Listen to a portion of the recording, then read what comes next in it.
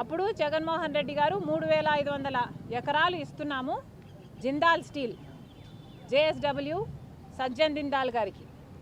Jindal steel వాళ్ళకు ఈ ఫ్యాక్టరీని అప్పచెప్తున్నాము, 3 మిలియన్ టన్నుల ఫ్యాక్టరీని వాళ్ళు కడతారు అన్నారు. ఇదే సజ్జన్ జిందాల్ గారు ఆ రోజు చెప్పిన మాట 2019లో శంకుస్థాపన,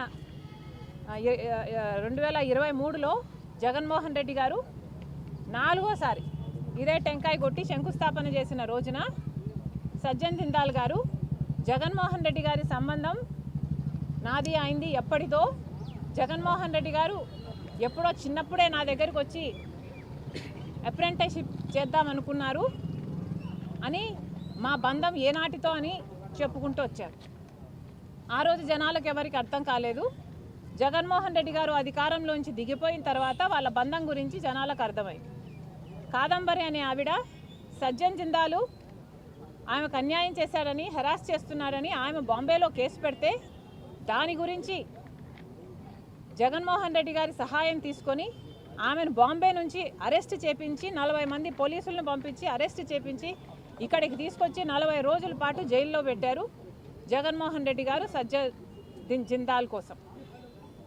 ఇంత జరిగింది, ఇంత హిస్టరీ, ఇంత బ్యాక్గ్రౌండ్ ఉంది, ఇన్నిసార్లు టెంకాయలు కొట్టారు, ఇన్నిసార్లు శంకుస్థాపనలు చేశారు, కానీ ఎక్కడ వేసిన గొంగలి అక్కడే ఉంది.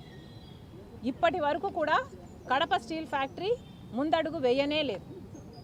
ఎందుకు అని అడుగుతున్నాం. పాలకులకు ఎందుకు ఇంత చిన్న చూపు అని అడుగుతున్నాం. ఇక్కడ ఎంపీ అవినాష్ రెడ్డి గారు, ఎంపీగా ఉండి అవినాష్ రెడ్డి గారు 10 సంవత్సరాలు ఇప్పటికే ఎంపీగా ఉన్నారు అవినాష్ రెడ్డి గారు. మరి అవినాష్ రెడ్డి గారు సమాధానం చెప్పాలి. ఎంపీగా అవినాష్ రెడ్డి గారు Jindal steel, Kadapa steel factory కోసం ఏం చేశారు? 10 సంవత్సరాలుగా ఎన్ని పోరాటాలు చేశారు, ఎన్ని ధర్నాలు చేశారు, ఎన్ని దీక్షలు చేశారు? పార్లమెంటులో 10 సంవత్సరాలుగా మీరు ఎంపీగా ఉన్నారు. పార్లమెంటులో మరి ఎన్నిసార్లు కడప స్టీల్ ఫ్యాక్టరీ కావాలి అని ఎన్నిసార్లు కొట్లాడారు, ఎన్నిసార్లు మాట్లాడారు? అవినాష్ రెడ్డి గారు సమాధానం చెప్పాలి. ప్రజలు కూడా ఆలోచన చేయాలి.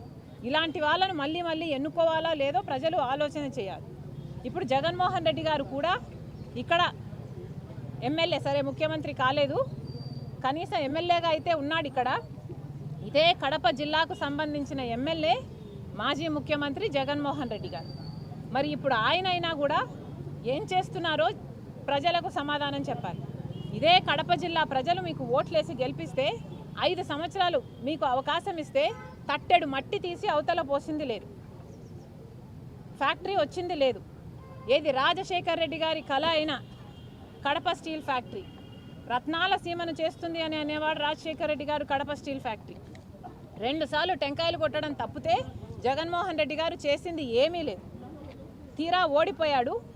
ఓడిపోయినా ఇప్పటికీ కూడా ఎమ్మెల్యేగా ఉన్నాడు జగన్మోహన్ రెడ్డి గారు.